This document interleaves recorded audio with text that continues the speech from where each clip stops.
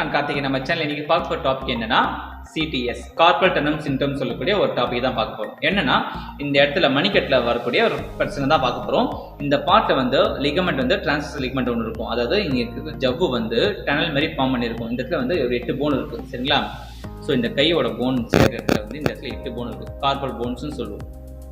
ஓகேவா? அந்த carpal bones வந்து இந்த இடத்துல இருக்கும்போது மேலே வந்து லேயர் மாதிரி ஒரு டிரான்ஸ்வர்ஸ் லிகமெண்ட் இருக்கும். அந்த லிகமெண்ட் வந்து டனல் மாதிரி ஃபார்ம் பண்ணியிருக்கும்.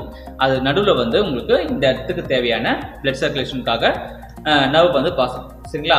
அந்த இடத்துல வந்து மீடியன் நர்வ் கம்ப்ரஸ் ஆகும்போது, அதாவது இந்த இடத்துக்கு போகக்கூடிய நரம்பு வந்து கம்ப்ரஸ் ஆகும்போது உங்களுக்கு தம் ஃபிங்கர், மிடில், அந்த index finger, middle finger, ring finger எல்லாமே சேர்ந்து உங்களுக்கு நம்னஸ் வர ஆரம்பிச்சிடும். கை வந்து மறுத்து போகிற மாதிரி இருக்கும்.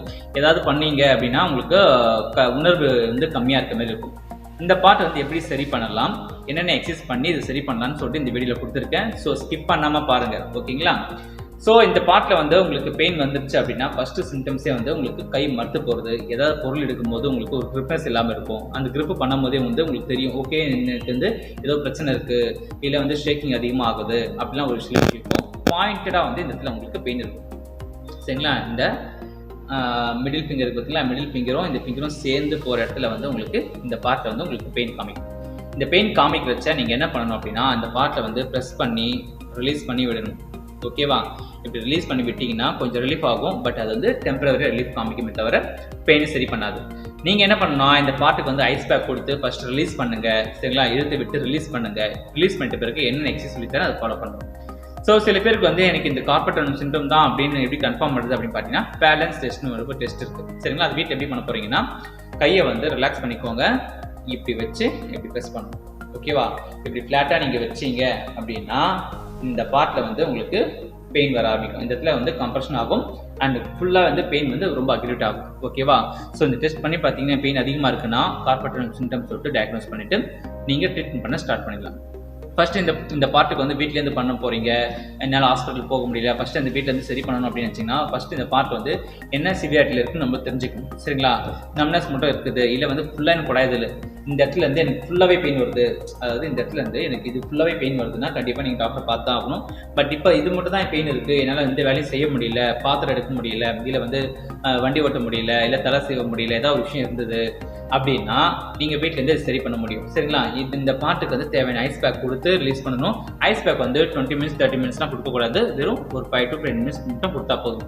கொடுத்துட்டு இந்த பார்ட்டுக்கு தேவையான ரெஸ்ட் கொடுத்துட்டு அண்ட் ஸ்க்ரப் பேண்டேஜ் நீங்கள் யூஸ் பண்ணலாம். ஏன்னா ஏதாவது பொருள் எடுக்கிறீங்க, ஏதாவது ஒர்க் பண்ணுறீங்க அப்படின்னா இந்த இடத்துக்கு வந்து கொஞ்சம் ஸ்ட்ரெயின் ஆகாமல் இருக்கிறதுக்காக நீங்கள் ஸ்க்ரப் பேண்டேஜோ இல்லை வந்து ரிஸ்ட் பேண்டேஜோ நீங்கள் யூஸ் பண்ணலாம். ஸோ இதுக்கான எக்ஸசைஸ் என்னென்னு பார்க்கலாம், ஸ்கிப் பண்ணாமல் பாருங்கள், ஓகேவா?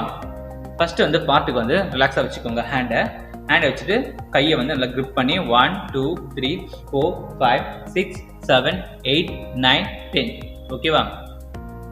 1 2 3 4 5 6 7 8 9 10, ஓகே? 1 2 3 4 5 6 7 8 9 10, ஓகே? 1 2 3 4 5 6 7 8 9 10, ஓகேவா? அதே போல் வந்து நல்லா grip பண்ணி 1 2 3 4 5 6 7 8 9 10. அப்புறம் ரொட்டேஷன் 1 2, கையை வந்து grip-ஆ வச்சுட்டே நீங்கள் வந்து பண்ண ஆரம்பிக்கணும். இது எல்லாமே வந்து ரிஸ்ட்டுக்கும் அண்ட் ஹேண்டுக்கும் உங்களுக்கு ஃபங்க்ஷன் வரதுக்காக, சரிங்களா? இதெல்லாம் நீங்கள் பண்ணிவிட்டு அண்ட் இப்படி 2 3 4 5 6 7 8 9 10, சரிங்களா? எக்ஸசைஸ் முடிச்சிட்ட பிறகு இந்த பார்ட்டுக்கு நீங்கள் ஐஸ் பேக் கொடுக்கணும் கண்டிப்பாக, சரிங்களா? முன்னாடியும் அதுக்கப்புறமா நீங்கள் ஐஸ் பேக் கொடுக்கணும்.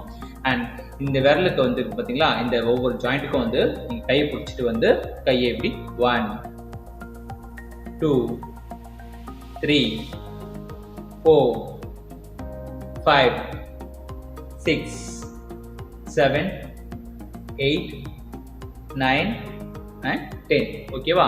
இது என்னன்னா ஓப்பன் செயின் க்ளோஸ் செயின் சொல்லக்கூடிய ஒரு டெக்னிக் தான் சொல்லி கொடுத்துருக்கேன்.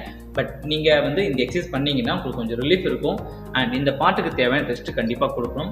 அண்ட் எக்ஸசைஸ் வந்து இந்த சைடு பண்ணுறது அண்ட் முன்னாடி பின்னாடி பண்ணுறது அண்ட் கை கிளிக் பண்ணி ரிலேஸ் பண்ணுறது, சில ஸ்ட்ரென்தனிங் எக்ஸசைஸ்லாம் இருக்குது.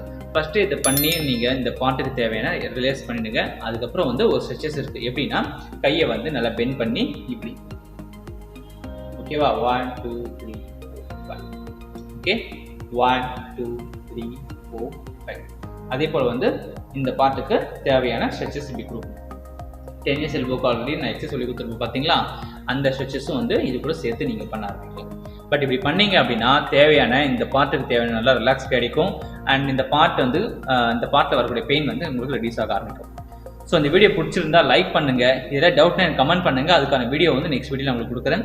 அண்ட் இந்த பெயின் வந்துச்சுன்னா கொஞ்சம் பயப்பட வேண்டாம். ஏன்னா ஒரு சிம்பிளான எல்லாருக்குமே வரக்கூடிய ஒரு காமன் பிரச்சனை தான் இது, சரிங்களா? ஸோ அந்த பிரச்சனை சரி பண்ணிக்கிறதுக்கு நம்ம என்ன வழியும் பார்த்துக்கலாம். இதில் டவுட்னா கமெண்ட் பண்ணுங்கள்.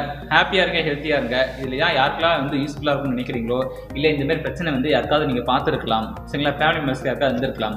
ஸோ இது வந்து மெயினாக வந்து மேலை விட ஃபீமேலுக்கு வந்து ரொம்ப அஃபெக்ட் ஆகும். ஏன்னா சில பேர் வந்து சமையல் பண்ணுறாங்க பார்த்தீங்களா, அவங்களுக்கு ரிப்பீட்டடாக ஸ்ட்ரெயின் ஆகும்போது இந்த பிரச்சனை வந்து நிறைய பேருக்கு வருது. அது ஷோல்டர் பிரச்சனையும் அந்த ரிஸ்ட் பிரச்சனை நிறைய பேருக்கு வந்து ஃபீமேலுக்கு வந்து ரொம்ப அதிகமாக வருது. ஸோ அதனால சொல்கிறேன், யாருக்காவது பார்த்தீங்க இந்த பிரச்சனை இருக்குன்னு தெரிஞ்சுன்னா இந்த வீடியோ வந்து உங்களுக்கு ஃபாலோ பண்ணுங்கள். ஸோ ஹாப்பியாக இருங்க, ஹெல்த்தியாக இருங்க. பாய்.